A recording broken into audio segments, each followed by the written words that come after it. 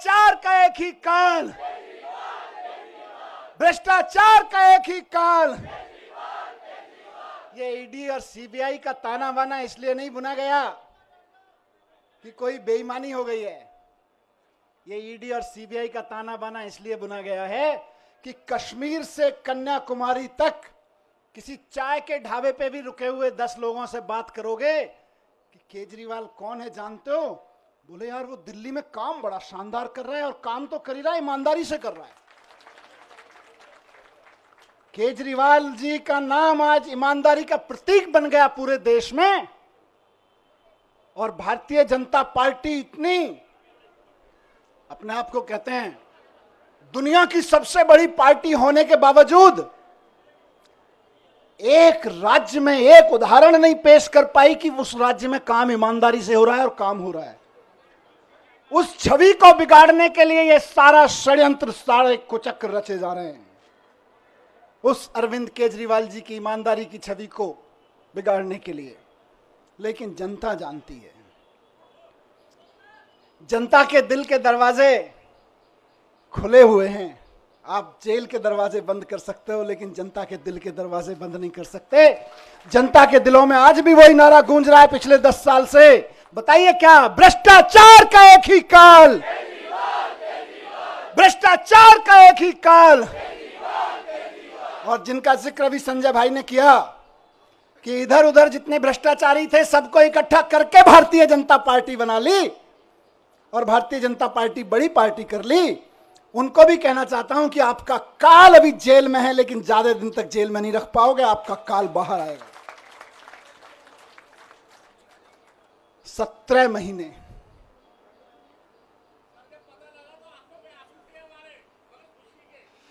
ये आंसुओं, इन आंसुओं ने ही मुझे ताकत दी है 17 महीने जेल में। मैं जब राजघाट पे आपसे बात करके गया था तो कह के गया था शायद 7-8 महीने लगेंगे। मुझे उम्मीद थी कि 7-8 महीने में न्याय मिल जाएगा, लेकिन कोई बात नहीं, 17 महीने लग गए। 17 महीने लग गए, लेकिन जीत सच्चाई की हुई है, जीत ईमानदारी की हुई है। इसीलिए कहते हैं कि भगवान के घर पे देर है लेकिन अंधेर नहीं है। भगवान के घर पे देर हो सकती है लेकिन अंधेर नहीं हो सकती है। इनकी तो बड़ी कोशिशें करी इन्होंने, संजय भाई के ऊपर, मेरे ऊपर, अरविंद जी के ऊपर, पार्टी के और नेताओं के ऊपर। देश के सख्त से सख्त कानूनों की सख्त से सख्त धाराएं लगा के इनको बंद कर दो झूठे सच्चे केस में, और ऐसी ऐसी धाराएं लगा दो जो दुनिया भर में आतंकवादियों के ऊपर लगाई जाती हैं। ऐसी ऐसी कानूनों की धाराएं लगा दो जो दुनिया में ड्रग माफिया के ऊपर लगाई जाती हैं। ऐसी ऐसी धाराएं लगा के इन्होंने सोचा इनको जेल में बंद कर दो, तो जैसे आतंकवादी को जेल में डाल देते हैं तो सड़ता रहता है, जैसे ड्रग माफिया को जेल में डालते हैं तो दुनिया में सड़ता रहता है। इन्हें लगा अरविंद केजरीवाल, मनीष सिसोदिया और संजय सिंह को भी जेल में डालेंगे तो सड़ जाएंगे। लेकिन आपके आंसुओं की कीमत है ये, आपके आंसुओं की ताकत है ये कि जेल के ताले भी पिघल जाते हैं।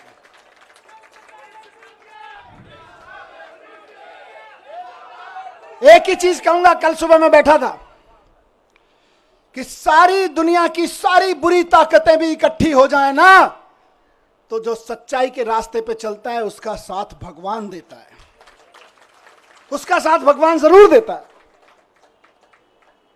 और ये आज बजरंगबली की कृपा है कि 17 महीने बाद सही, लेकिन मैं आपके बीच हूं। और अभी गया मैं बजरंगबली के मंदिर में, पंडित जी ने आशीर्वाद दिया।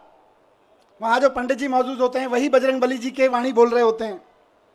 उन्होंने बजरंगबली जी की वाणी से आशीर्वाद दिया कि विजयी भव, सफल भव। मैंने कहा जी एक ही सफलता का मंत्र है, दिल्ली के एक एक बच्चे के लिए शानदार स्कूल बना के देने हैं, यही हमारी सफलता है। और इसके लिए मैं कल से कह रहा था अपने साथियों से, हम तो रथ के घोड़े हैं, हमारा असली सारथी अभी जेल में बंद है, वो भी बाहर आ जाएगा। फिर उसके बाद हमको तो जहां हकेंगे हम हकेंगे, लेकिन हमारा असली सारथी अभी जेल में बंद है और जेल के ताले टूटेंगे, बहुत जल्दी छूट के आ जाएंगे, बहुत कृपा है अरविंद जी के ऊपर बजरंगबली की। आपको याद है ना, लंबे समय से बहुत सारे लोग साथ हैं, कितने शुगर का पेशेंट होने के बावजूद कितना लंबा लंबा फास्ट किया, केवल बजरंगबली जी की कृपा से। तमाम तरह के आरोप, इतने इतने आरोप लगाए झूठे झूठे, बच गए, निकल के आ गए केवल अरविंद जी बजरंगबली जी की कृपा से। और मैं समझता हूं भगवान की कृपा, बजरंगबली जी की कृपा हम पर कल हुई बाबा साहब के दिए हुए संविधान की बदौलत। बाबा साहब ने, जब ये मुकदमे की सुनवाई चल रही थी, मैं बहुत ध्यान से सुन रहा था, पढ़ रहा था, पूरी डिटेल ले रहा था वकील साहबों से।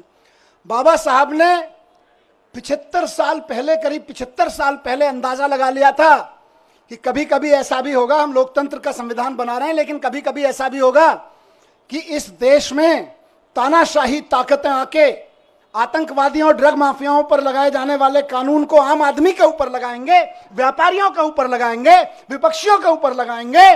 तो उस वक्त उन व्यापारियों को, उन आम आदमियों को, उन विपक्षियों को कौन बचाएगा? तो बाबा साहब ने पहले ही लाइन जोड़ दी थी, संविधान बचाएगा। यही भगवान की कृपा है। कौन बचाएगा उनको जब तानाशाह सरकार अपना जुल्म करेगी, एजेंसियों का दुरुपयोग, कानूनों का दुरुपयोग करेगी, जेलों का दुरुपयोग करेगी, तो कौन बचाएगा? 75 साल पहले उस महान शख्सियत ने लिख दिया था कि मैं ऐसा संविधान दे रहा हूं कि तुमको संविधान बचाएगा। आज हम संविधान के बदौलत खड़े, संविधान की ताकत से यहां पे खड़े हैं। आज मैं शुक्रगुजार हूं देश के संविधान का, बाबा साहब का, और साथ साथ बहुत विनम्र निवेदन के साथ में माननीय सुप्रीम कोर्ट का, बहुत विनम्र सम्मान के साथ में माननीय सुप्रीम कोर्ट ने संविधान की दी हुई ताकत का इस्तेमाल करते हुए कल तानाशाही को कुचला, तानाशाही को कल गलत ठहराया। और माननीय सुप्रीम कोर्ट के साथ साथ मैं बहुत तहे दिल से शुक्रगुजार हूं उन वकीलों का जो पिछले 1.5 साल से, 17-18 महीने से, और बल्कि उससे पहले से भी पूरी लड़ाई लड़ रहे हैं। मैं जेल में बैठा था, आप लोग आंदोलन कर रहे थे, अरविंद जी जेल में बैठे हैं, आप लोग यहां सड़कों पे डंडे खा रहे हैं, लेकिन वो वकील इधर से उधर धक्के खा रहे हैं, एक कोर्ट से दूसरे कोर्ट धक्के खा रहे हैं, एक कागज से दूसरे कागज में दार हैं। इनकी एक एक साजिशों का, इनकी एक एक चालबाजियों का, इनकी एक एक तिगड़मों का जवाब दे रहे हैं अदालतों में खड़े होकर, इनके एक एक झूठ का पर्दाफाश कर रहे हैं। मेरे लिए तो मैंने कल भी कहा था, भगवान स्वरूप हैं। किसी भी जेल में बंद होने वाले एक व्यक्ति के लिए तो वकील भगवान स्वरूप होता है, और मेरे लिए तो सिंघवी साहब वाकई भगवान स्वरूप हैं। अभिषेक मनु सिंघवी जी, जिन्होंने इस पूरी कानूनी लड़ाई को इस अंजाम तक पहुंचाया, और जल्द ही अरविंद जी को भी बाहर लेकर आएंगे। मैं धन्यवाद करता हूं सिंघवी साहब का, मैं धन्यवाद करता हूं दयान कृष्णन साहब का, मैं धन्यवाद करता हूं मोहित माथुर साहब का, जिन्होंने बहुत बेबाकी से अदालतों के सामने ईडी और सीबीआई और भारतीय जनता पार्टी के सच को बेनकाब किया है। और मैं बहुत प्यार के साथ धन्यवाद करता हूं, उनमें से कुछ लोग मेरे उनसे उम्र में छोटे हैं, कुछ बड़े हैं, अपनी आम आदमी पार्टी की लीगल टीम के कुछ वकील साथी, हमारे एमएलएज यहाँ खड़े हैं, साथ साथ में उनको सबको कोऑर्डिनेट करने वाले विवेक भाई, इधर शायद नहीं होंगे, किसी विवेक जैन किसी अदालत में इस समय जाके आर्ग्यूमेंट कर रहे होंगे, इरशाद भाई इस समय कहीं किसी अदालत में आर्ग्यूमेंट कर रहे होंगे, कुछ पेपर बना रहे होंगे, और उनके कई साथी यहाँ खड़े मैं देख रहा हूँ, अपने सारे साथियों को मैं उनका भी बहुत धन्यवाद करता हूँ। रजत, साथ साथ में मैं शुक्रगुजार हूं देश भर में आम आदमी पार्टी के एक एक कार्यकर्ता का, नेताओं का।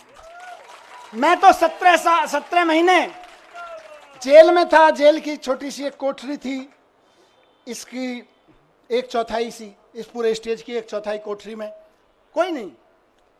जब मैं गया था तो मैंने, वहाँ के सिपाही वगैरह कहते थे सर बड़े ऊपर से ऐसी हिदायतें वैसी हिदायतें हैं।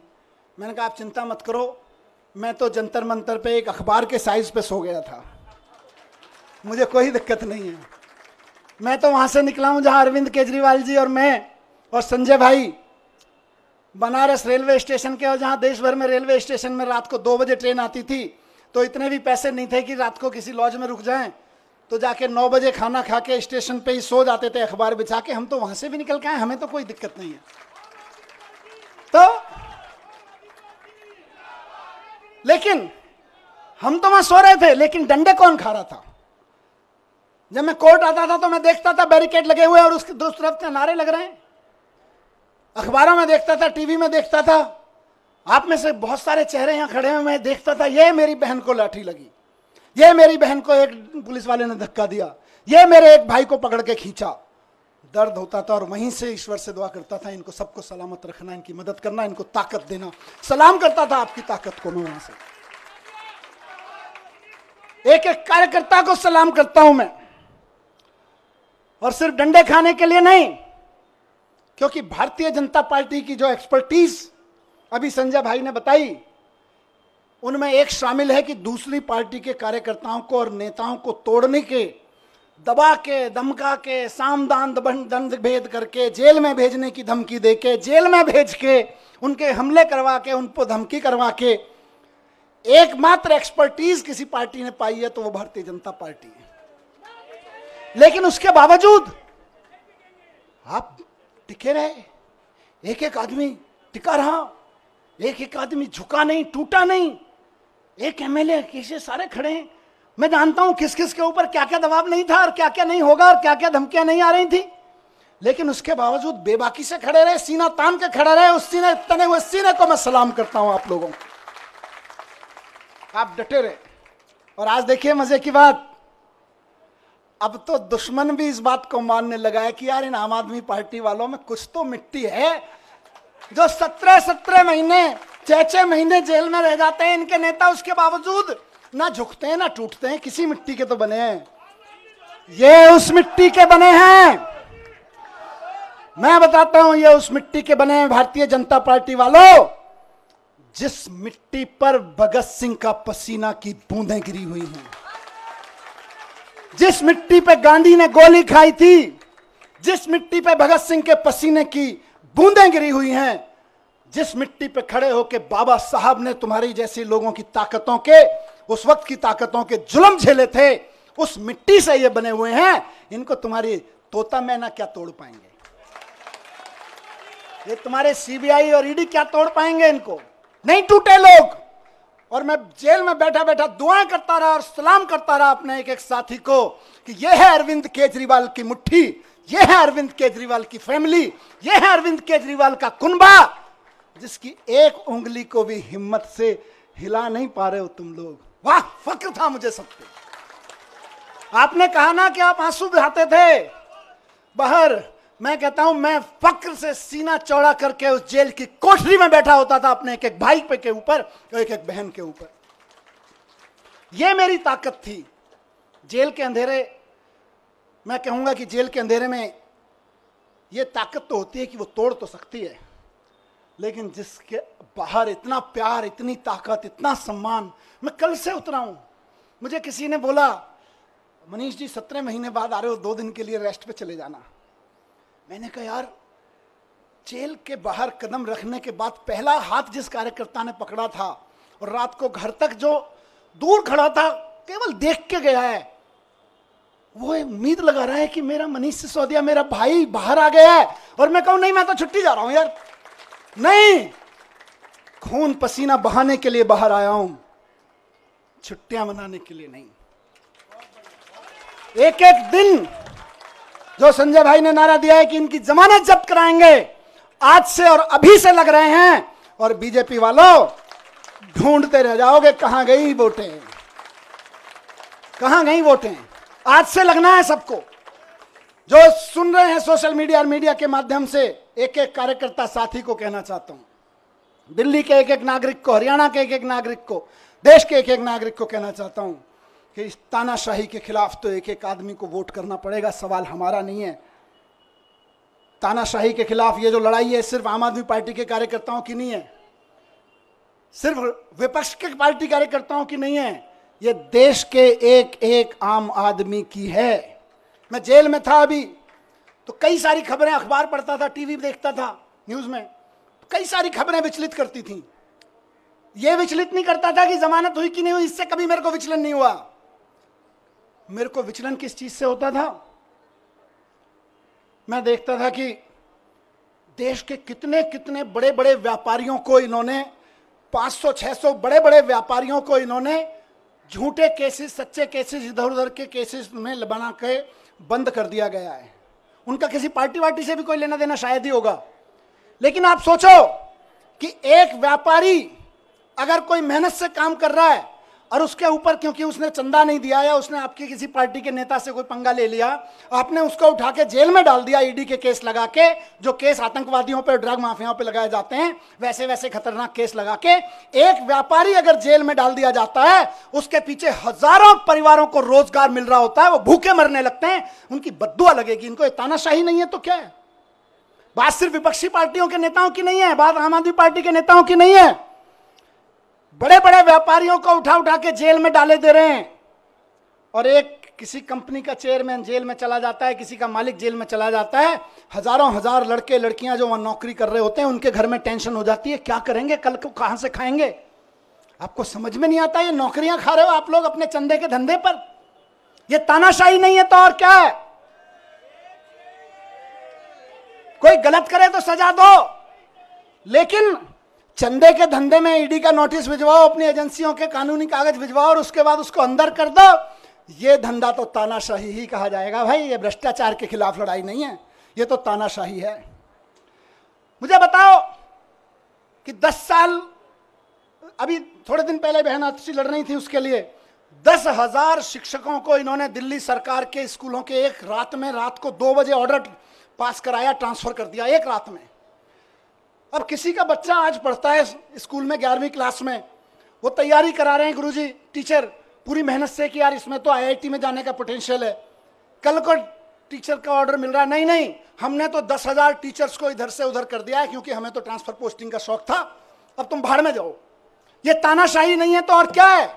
बात 10,000 टीचर्स की नहीं है, उन लाखों बच्चों की है जिनको वो टीचर्स पढ़ा रहे थे। तुम अपनी अफसरी में, तुम अपनी तानाशाही में 10,000 टीचर्स को एक रात में इधर से उधर उठा के फेंक देते हो। ये तानाशाही नहीं है तो और क्या है? यही तानाशाही है जिसके खिलाफ हमको आवाज उठानी चाहिए। आज दिल्ली में जब सरकार में था उस वक्त दिल्ली जल बोर्ड का नगर निगम चुनाव से पहले पैसा रोक दिया गया था और आज तक दिल्ली जल बोर्ड का पैसा नहीं दिया गया। फाइनेंस डिपार्टमेंट के अफसरों से इधर उधर से फाइलों पे कुछ कुछ काला पीला करवा के रुकवा रखा है पैसा। इंजीनियर्स परेशान है इलाके के, नाले साफ नहीं हो रहे, सीवर साफ नहीं हो रहे और वो कह रहे हैं हम तो पैसा नहीं देंगे। 1.5 साल से जल बोर्ड का पैसा नहीं दिया गया, जबकि पैसा बजट में पास किया विधानसभा ने। ये तानाशाही नहीं है तो और क्या है बताइए? तानाशाही सिर्फ आम आदमी पार्टी के नेताओं को गिरफ्तार करने की नहीं है। तानाशाही आपके घर के सामने जो सीवर बह रहा है, उसमें जो अभी ओवरफ्लो हो रहा है, वो भी इसी तानाशाही की वजह से हो रहा है। जो नाली नहीं खुल पा रही है, उसको 1.5 साल से पैसा नहीं मिला ठेकेदार को, वो इंजीनियर रो रहा है बेचारा कि मैं कहां से पेमेंट करूं ठेकेदार को। यह भी इसी तानाशाही की वजह से हो रहा है। आपकी गलियों की नालियां सड़ी हुई हैं इस तानाशाही की वजह से। मैं ही जेल में नहीं हूं, केजरीवाल जी जेल में नहीं है, आप भी नरक में रहने को मजबूर हैं इसी तानाशाही की वजह से, क्योंकि आपके घर के सामने का सीवर फ्लो हो रहा है, 1.5 साल से पेमेंट नहीं हुआ जल बोर्ड का। ये तानाशाही नहीं है तो और क्या है? आज पूरे देश में मैंने कहा विचलित करती थी मुझको इस खबरें। हर रोज कहीं ना कहीं सुप्रीम कोर्ट भी डांट लगा रहा है, उसके बावजूद जनता अपनी सरकार चुनती है। कहीं के राज्यपाल को, कहीं के उपराज्यपाल को कह के जनता की चुनी हुई सरकार के कानून कैंसिल करवा देते हैं। कई महीने तक कानून, कई साल तक कानून पड़े रहते हैं, उनकी पॉलिसी नहीं पास होने देते। ये तानाशाही नहीं है तो और क्या है? नुकसान किसको हो रहा है? नेताओं को तो खाली जेल ही हो रही होगी, असली नुकसान तो जनता का हो रहा है, जिसके लिए पॉलिसी बनाई गई थी, जिसके लिए कोई कानून बनाया गया था। यह तानाशाही है, इस तानाशाही के लिए लड़ना पड़ेगा दोस्तों।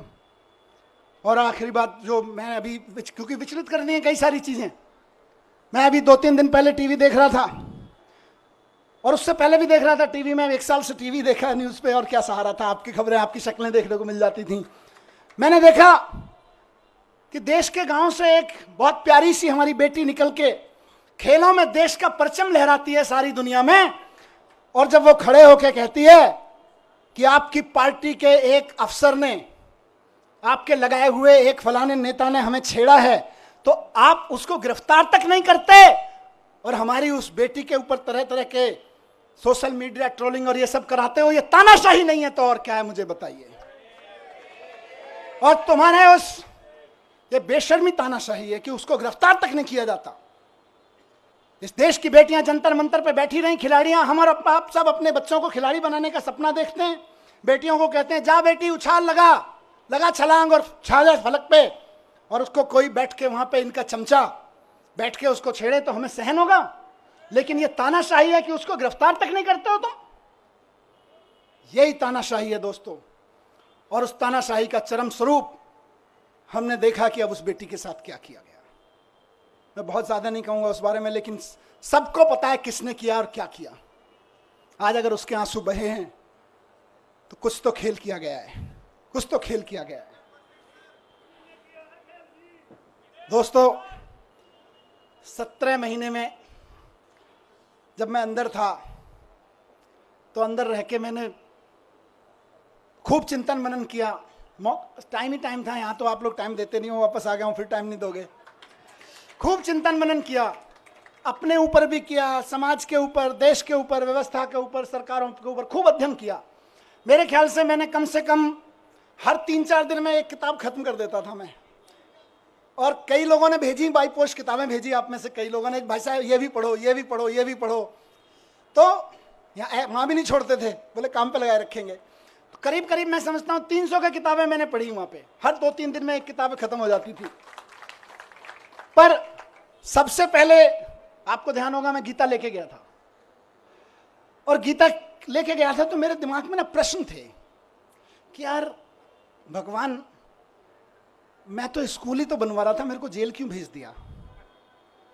मेरी बीवी की, मेरे बच्चे की क्या गलती थी कि मैं दिल्ली के बच्चों के लिए दिन रात सुबह से शाम एक करके स्कूल बनवा रहा था, उनके लिए अच्छे आईआईटी में चले जाएं, अच्छी नौकरियां लग जाएं। क्या मैंने भगवान से पूछा अंदर आंख बंद करके कि मेरी क्या गलती थी, मैं जेल में क्यों? तो भगवान ने कहा गीता पढ़, पता चल जाएगा। अंदर से आवाज आई और मैंने गीता पढ़ी और मुझे जवाब मिल गया। मेरे मन में जो भी सवाल आया, मैं ऐसा नहीं है कि यहां कोई उसकी बात कर रहा हूं। जब आदमी अंदर जेल में होता है, अकेला बैठता है, तालों में वो शीशों के पीछे बैठता है, तो तरह तरह के सवाल उठते हैं, अंदर बहुत झांकता है। बहुत सवाल उठते थे मन में, और बस भगवान की ऐसी कृपा है कि मेरे मन में जो सवाल उठा और अंदर से आवाज आती थी, इस सवाल का जवाब तुझे कहीं बाहर से नहीं मिलेगा, गीता में मिलेगा, पढ़ ले। खूब गीता पढ़ी। और बाद में तो मैंने कम से कम 10 महान लोगों की व्याख्या कम से कम 10 पढ़ ली होंगी, अलग अलग लोगों की, विनोबा भावे जी की, गांधी जी की, श्री श्री जी की, आचार्य प्रशांत जी की, बहुत लोगों की व्याख्या की हुई गीता मैंने पढ़ डाली, देवदत्त पटनायक की। सब में से पढ़ पढ़ के मुझे बड़े सारे आंसर मिलते चले गए, मुझे अपने सवालों के आंसर मिलते चले गए। खूब गीता पढ़ी मैंने। उसके अलावा मैंने दुनिया भर की एजुकेशन की बुक्स पढ़ी, अमेरिका में, फ्रांस में, जापान में, इंडिया में भी कहाँ एजुकेशन पे क्या काम हुआ, खूब पढ़ा मैं। कम से कम 100-125 बुक्स तो मैंने एजुकेशन के बारे में पढ़ी, दुनिया की एजुकेशन सिस्टम के बारे में। और मैंने एक चीज जानी दोस्तों, और मेरा इरादा और फर्म होता गया, आप और हम तो पहले से ही उस पर यकीन करते हैं, हम, मेरा यकीन वहां पक्का होता गया कि भारत को 2047 तक अगर विकसित राष्ट्र बनाना है तो एक एक बच्चे के लिए शानदार सरकारी स्कूल उपलब्ध कराए बिना कोई रास्ता नहीं है भारत को विकसित राष्ट्र बनाने का।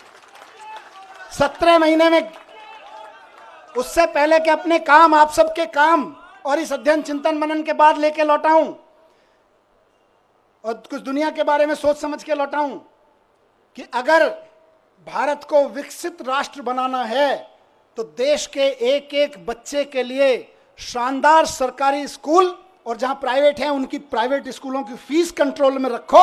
इसके अलावा विकसित राष्ट्र बनाने का कोई राजमार्ग नहीं है, कोई रास्ता नहीं है। और अगर कोई आदमी कहता है कि मैं शिक्षा की बात किए बिना भारत को विकसित राष्ट्र बनाने की बात कर लेता हूं, तो जुमलेबाजी होगा, वो केवल जुमले फेंक रहा होगा, विकसित राष्ट्र नहीं बनेगा। अगर कोई आदमी कहता है कि इस देश के हर आदमी के लिए अच्छे अस्पताल, अच्छे मोहल्ला क्लिनिक उपलब्ध कराए बिना, अच्छे सरकारी अस्पताल बनाए बिना हम विकसित राष्ट्र खड़ा कर लेंगे, तो महाजुमलेबाज होगा, नेता तो नहीं हो सकता, वो कोई विजनरी लीडर तो नहीं हो सकता। अपनी तानाशाही, जुमलेबाजी की आड़ में तानाशाही का चुनाव जीतने की कोशिश कर रहा होगा, लेकिन नहीं बन सकता। बिना शिक्षा के, बिना स्वास्थ्य के विकसित राष्ट्र बन ही नहीं सकता। दुनिया का कोई राष्ट्र विकसित नहीं बना बिना शिक्षा, बिना स्वास्थ्य और बिना रोजगार पे काम किए हुए।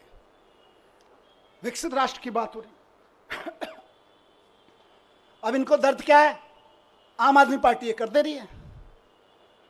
हम नहीं कह रहे, लोग कह रहे हैं कि यार ये बच्चे पढ़ जाएंगे तो अपने आप 2047 का भारत विकसित हो जाएगा। आज ये जो माँ बाप हैं, जो कल आने वाले समय के माँ बाप हैं, ये अगर इनको सबको अच्छे अस्पताल मिल गए, आने वाले बच्चों के लिए अच्छे अस्पताल मिल गए तो अपने आप भारत विकसित हो जाएगा। ये आम आदमी पार्टी कर दे रही है। दिल्ली में कर दिया, पंजाब में कर दिया, इस भरोसे पे गुजरात में, गोवा में, सब जगह वोटें पड़ने लगी, तब इनको दिक्कत हो रही है। इसीलिए सबको जेल में डालने पर आ गए। फिर से सलाम करता हूं कि इनकी तमाम ताकत के बावजूद, इनकी तमाम साजिशों के बावजूद, बुरे वक्त में चट्टान की तरह से इकट्ठे होकर खड़े रहे आप सब लोग, उस जज्बे को मैं सलाम करता हूं। ये पार्टी की ये लीडरशिप, बीच बीच में लीडरशिप यहाँ खड़ी है, बैठी है, कई सारे एमएलए साथी, कई सारे सीनियर लीडर्स यहाँ सब खड़े हैं। ये सब एक मुट्ठी की तरह से जिस तरह से खड़े रहे वो मिसाल है। आने वाले समय में जब आम आदमी पार्टी का आगे जाके राजनीतिक इतिहास लिखा जाएगा देश का, तब लोग कहेंगे कि सबसे बुरे दौर में पार्टी की सारी सीनियर लीडरशिप अपना खून पसीना एक करके सड़कों पे लड़ रही थी, एकजुट होकर लड़ रही थी। ये केजरीवाल जी का कुनबा एकजुट होकर लड़ रहा था। केजरीवाल जी का कुनबा बिखरा नहीं, केजरीवाल जी के साथ खड़ा रहा। इसी से इनको डर लगता है। और फिर कह रहा हूं कि भारतीय जनता पार्टी को अगर लगता है कि मनीष सिसोदिया को जेल भेजने के बाद वो दिल्ली की शिक्षा क्रांति को रोक लगा देंगे, तो वो गलती कर रहे हैं, वो भूल कर रहे हैं इस बात की। दिल्ली के हर गरीब आदमी को, और ये इलेक्शन का ऐलान कर रहा हूं, दिल्ली के हर गरीब आदमी को बेहतरीन शिक्षा देके उसको समाज की मुख्य धारा में लाने का सपना पूरा करने के लिए हम अपनी जान भी दे देंगे। तुम जेल की क्या बात करते हो यार? तुम जेल से डराते हो, हम जान देने के लिए तैयार हैं। बच्चों की एजुकेशन के लिए, नौकरी के लिए और स्वास्थ्य के लिए तो हमारी कई जिंदगियां भी कुर्बान हो जाएं तो कम है यार। आप हमें जेल से डराते हो? नहीं डरेंगे, नहीं डरेंगे आपकी जेलों से। केंद्र कितना भी षड्यंत्र कर ले, 2 करोड़ जनता दिल्ली की, उसके जीवन में खुशहाली लाने के लिए फिर से हम उतरेंगे। एक एक घर पे जाएंगे, एक एक घर को बताएंगे कि केजरीवाल जी इसलिए जेल में नहीं है कि उन्होंने कोई जुल्म किया है, वो इसलिए जेल में है कि आपके बच्चों को एजुकेशन देने का सच्चा काम उन्होंने करके दिखा दिया। वो इसलिए जेल में नहीं है कि उन्होंने कोई भ्रष्टाचार किया है, वो इसलिए जेल में है कि आपके मोहल्ले में जो मोहल्ला क्लिनिक चल रहा है, वो मोहल्ला क्लिनिक केजरीवाल जी ने बना दिया और आप आराम से वहां जाके अपना छोटे मोटी चीजों का इलाज करा लेते हो। बड़े बड़े सरकारी अस्पताल शानदार होते चले गए, इसलिए केजरीवाल जी जेल में है। और ये फिर से कहूंगा कि जैसे संजय जी को निकाला, जैसे मुझे निकाला और साथियों को निकाला, हर साथी को और केजरीवाल जी को भी संविधान की ताकत निकाल के लाएगी। भारतीय जनता पार्टी और इनके तोता मैना कितने ही ताकतवर हों, लेकिन देश के संविधान से ताकतवर नहीं है। ये लोग देश के संविधान से ताकतवर नहीं है। इनकी सारी यातनाएं, सारी पीड़ाएं सह के भी हम तैयार हैं, क्योंकि हमको यकीन है कि हमारा सुप्रीम कोर्ट है और हमारा संविधान है, संविधान जीतेगा। बस आखिर में यही कहूंगा कि हम भगत सिंह के चेले हैं। कह के गया था ये बात, कह के गए थे ना, भगत सिंह के चेले हैं, डरने वाले नहीं है तुम्हारी जेलों से भी और तुम्हारे तोता मैना से भी। 17 महीने में जैसा गया था, बिल्कुल 17 महीने पहले जैसा गया था वैसा ही दिख रहा हूं कि नहीं दिख रहा? एनर्जी कुछ कम है कि ज्यादा है? ज्यादा है ना? बस इनको लग रहा था जेल भेज के एनर्जी तोड़ देंगे, अब ये कहेंगे यार इनको जेल मत भेजो, ये तो दुगनी एनर्जी लेके आते हैं।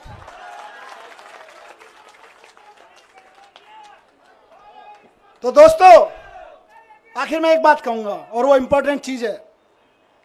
देखिए, मैंने सारी बात इसलिए कही क्योंकि तानाशाही की लड़ाई है, और ये तानाशाही मेरे लिए नहीं, अरविंद केजरीवाल जी के लिए नहीं, आम आदमी पार्टी के कार्यकर्ताओं नेताओं के लिए नहीं, विपक्ष के पार्टी कार्यकर्ताओं नेताओं के लिए नहीं, देश के एक एक आदमी को बचाने के लिए है। इसलिए आज कल जब सुबह बेल का ऑर्डर आया, उससे पहले मैं ऐसे ही टीवी देख रहा था, उसमें 9 अगस्त के बारे में डिटेल चल रहा था, कैसे 9 अगस्त कितना महान दिन है, भारत छोड़ो आंदोलन चलाया था। फिर 10:30 बजे ऑर्डर आ गया बेल का। मैं आंखें बंद की, मैंने भगवान से पूछा ये है क्या? 9 अगस्त भारत छोड़ो के दिन बेल दे रहे हो, चक्कर क्या है? अंदर से आवाज आई कि भारत छोड़ो के दिन इसलिए दे रहे हैं क्योंकि जेल से बाहर निकलो और तानाशाही भारत छोड़ो की आवाज लगाओ। तानाशाही भारत छोड़ो। इस तानाशाही का शिकार हर आम आदमी हो रहा है। तानाशाही भारत छोड़ो की आवाज उठानी पड़ेगी गली गली में, मोहल्ले मोहल्ले में। और हम ये नहीं कह रहे तानाशाहो भारत छोड़ो, हम तानाशाहों के खिलाफ नहीं, हम तानाशाहों को भारत नहीं छुड़वाएंगे। हमने कई देशों में ये मॉडल देख लिए। वो क्या करते हैं कई तानाशाह, वो बड़े बड़े आंकड़े दिखाएंगे, देखो हमारी इकोनॉमी इतने मिलियन ट्रिलियन फिलियन पहुंच गई, जीडीपी फीडीपी के आंकड़े इतने बढ़ गए। उसके बाद आंकड़े दिखाते दिखाते सारे विपक्ष के नेताओं को जेल में डाल देते हैं या उनको देश से बाहर भगा देते हैं, विपक्ष के कार्यकर्ताओं को जेल में ठेल देते हैं। और उसके बाद कहते हैं देखो हम तो चुनाव पे चुनाव जीतते जा रहे हैं, हमारी तो जीडीपी भी बढ़ रही है, हमारी तो ट्रिलियन बिलियन चल रहे हैं। लेकिन हकीकत क्या है? वो कई देशों की जनता ने दिखा चुकी है कि भाई हम तो तानाशाहों को बाहर भगा देते हैं, लेकिन हम भारत हैं, हम विवेकानंद की, गांधी की, नानक की जन्मभूमि है, हम बाबा साहब की जन्मभूमि है। हमारे को जरूरत नहीं है किसी तानाशाह को बाहर भगाने की, हम तो तानाशाही को बाहर भगाएंगे। तो तानाशाही भारत छोड़ो, भारत छोड़ो, भारत छोड़ो, तानाशाही भारत छोड़ो, भारत छोड़ो, भारत छोड़ो, तानाशाही भारत छोड़ो, भारत छोड़ो, भारत छोड़ो। तानाशाही आज हमारे और आपके जीवन के लिए, एक आम आदमी के जीवन के लिए खतरा बन गई है, इसको छुड़वाना पड़ेगा। ये संविधान के लिए खतरा बन गई है, हमारे सामाजिक ताने बाने के लिए खतरा बन गई है, हमारी बहनों के लिए खतरा बन गई है, हमारे खिलाड़ियों के लिए, हमारे व्यापारियों के लिए खतरा बन गई है। इससे लड़ना पड़ेगा। और एक चीज कहूंगा यहां से, विपक्ष के लिए भी और इनकी सत्ता में बैठे नए नए साथियों के लिए भी जो इनके साथ नए नए गए हैं, इस तानाशाही से अगर लड़ना है तो एकजुट होके लड़ना पड़ेगा। ये ना सोचें कि आज आम आदमी पार्टी के कार्यकर्ता नेता जेल में हैं, कल नंबर आपका भी आएगा, कल नंबर उनका भी आएगा जो दूसरे पक्ष में बैठे हैं या इधर के पक्ष में बैठे हैं, कल नंबर उनका भी आएगा जो इधर नए नए गए हैं कि हम तो इनके साथ हैं। एनडीए के साथियों को भी कहना चाहता हूं, उनके साथ जो गए हैं, और इंडिया गठबंधन के भी एक एक आदमी को और बाकी सब पार्टियों के साथियों को कहना चाहता हूं, पार्टी की जिंदगी के लिए नहीं, नेताओं की जिंदगी के लिए नहीं, देश के लिए इकट्ठा होकर लड़ना पड़ेगा, देश के लिए इकट्ठा होकर लड़ना पड़ेगा। और आज कह रहा हूं इस मंच से कि अगर देश के पूरे विपक्ष के नेता पूरी ताकत से एक बार हुंकार भर देंगे तो आज देश में वो माहौल है कि अरविंद केजरीवाल जी 24 घंटे के अंदर बाहर आ जाएंगे। अगर देश के विपक्ष के नेता एकजुट होकर हुंकार भर देंगे तो केजरीवाल जी केवल और केवल 24 घंटे के अंदर जेल से बाहर आ जाएंगे। मैं आज लिख के दे रहा हूं आपको, लेकिन इकट्ठे होकर करना पड़ेगा। ये मत सोचिए अभी तो केजरीवाल जी गए, जब हम पे आएगी तो देखेंगे, नहीं, सब पे आई हुई है। सबको इकट्ठे होकर लड़ना पड़ेगा, सबको इकट्ठे होकर चुनाव भी लड़ने पड़ेंगे, लड़ाइयां भी लड़नी पड़ेंगी, कानूनी लड़ाइयां भी लड़नी पड़ेंगी। और एकजुट हो गया तो इस चुनाव में तो दिखाई दिया कि 400 पार ढूंढते रह गए। एकजुट होकर लड़ेंगे तो आगे आने वाले चुनावों में भी ढूंढते रह जाएंगे कहां है, 0 पार, बस सीधे कहा 0 पार। तो ये कोई ये ना सोचे कि अलग अलग लड़ लेंगे, जब हमारी लड़ाई आएगी तो लड़ लेंगे। लड़ाई सबकी है, लड़ाई देश की है, लड़ाई एक एक भारत के नागरिक की है। सब पार्टी वालों को, जिनको जनता ने थोड़ा थोड़ा भी कहीं कहीं भरोसा दिया है, कहीं ज्यादा दिया है, सबको इकट्ठा होके इस तानाशाही के खिलाफ लड़ना पड़ेगा, जोर से चिल्लाना पड़ेगा कि तानाशाही भारत छोड़ो। और जिस दिन तानाशाही भारत छोड़ो का नारा हर गले से निकल गया, केजरीवाल जी सबसे पहले जेल से बाहर आएंगे। हेमंत सोरेन जी आ गए ना, देखो कितनी दिन मुझे निकाला, अभी अरविंद जी भी आएंगे। लेकिन सबको करना पड़ेगा, ऐसे नहीं कि सब। तो मैं बस यही कह रहा हूं कि आम आदमी पार्टी की तरफ से तो आज हम भरोसा दिलाते हैं कि दिल्ली के चुनाव में भी और बाकी चुनावों में भी पूरे देश में कश्मीर से लेकर कन्याकुमारी तक एक एक घर में इस आवाज़ को उठाएंगे, एक एक शहर, एक एक नगर में इस आवाज़ को उठाएंगे और बता देंगे कि हमारे इरादे कितने फौलादी हैं। तुम चाहे जितनी यातनाएं दे लो, तुम चाहे जितने जुल्म कर लो, जब तक इस देह में प्राण रहेगा और माथे पे संविधान रहेगा, इस दिल में हिंदुस्तान रहेगा। भारत माता की, भारत माता की। बहुत बहुत धन्यवाद।